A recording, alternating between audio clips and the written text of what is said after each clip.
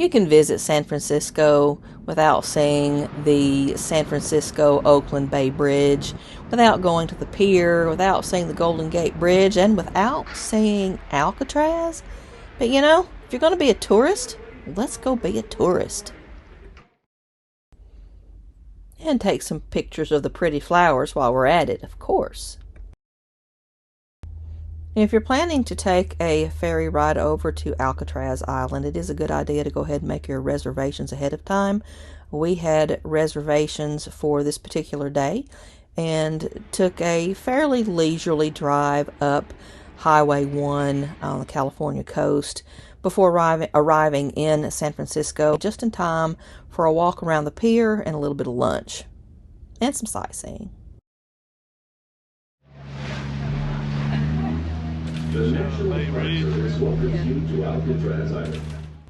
We learned that Alcatraz has changed a lot over the years, from a lonely island to a fort that was used during the Civil War.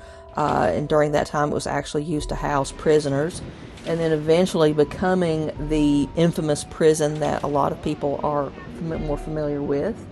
And now it is part of the Golden Gate National Recreation Area. So it is it's significant both for its history, but also as a natural area for one of the largest western gull colonies on the Northern California coast. After disembarking from the ferry, we went pretty much straight up to the top of the island to the sail house for our audio tour.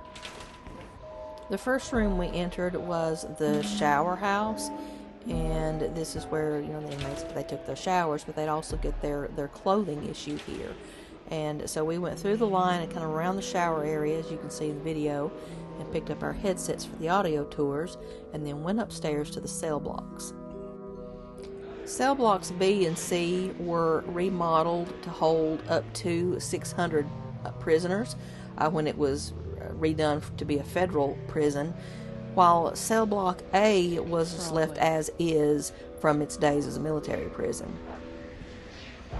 Of those 600 cells, only about half of them were ever used at a time, and very seldom even that.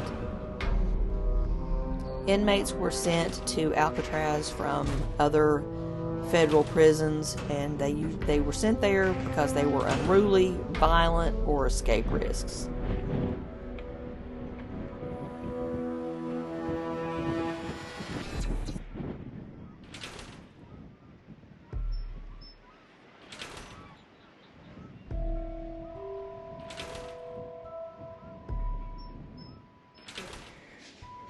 This is D block. This is for your more violent inmates.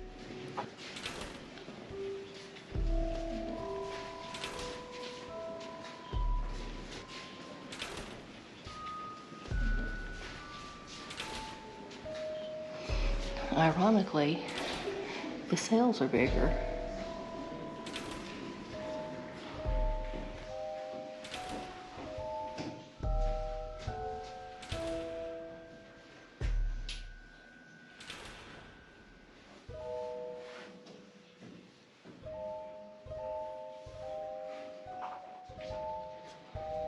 The shelves may be empty of books, but they still contain little laminated cards that have quotes from the former inmates about what the library meant to them while they spent their time at Alcatraz.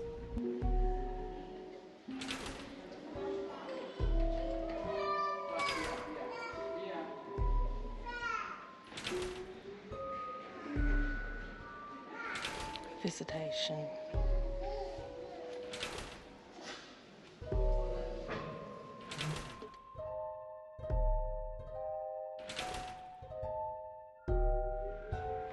The information board posted in this section of the cell block reads, "Using the unlikeliest of supplies, Frank Morris and brothers John and Clarence Anglin made the most creative escape attempt in the history of Alcatraz.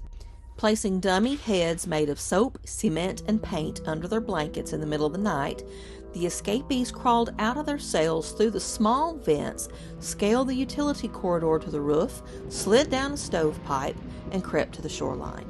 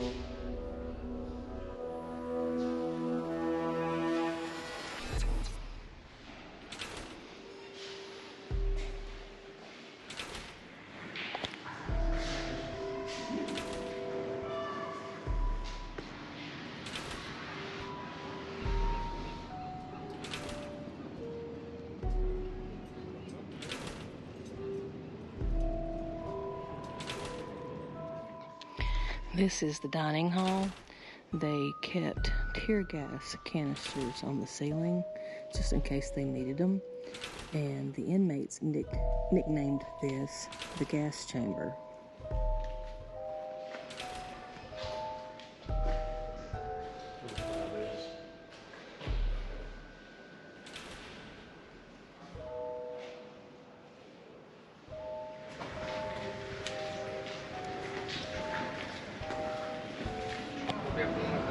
Welcome to the Rock.